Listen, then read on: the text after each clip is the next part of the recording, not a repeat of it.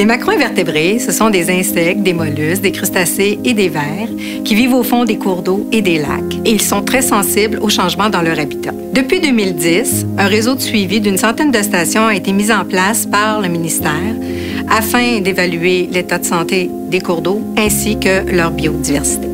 Parallèlement à ce réseau, le ministère et le groupe d'éducation et d'éco-surveillance de l'eau, le G3E, ont mis en place un programme de surveillance volontaire des petits cours d'eau basé sur les macro-invertébrés benthiques, le programme Survol-Benthos. Survol-Benthos permet à des non-spécialistes, comme des organismes de bassins versants, d'acquérir de l'information sur des petits cours d'eau de leur territoire. Sur une section de 100 mètres d'un cours d'eau, on va effectuer 20 coups de filet.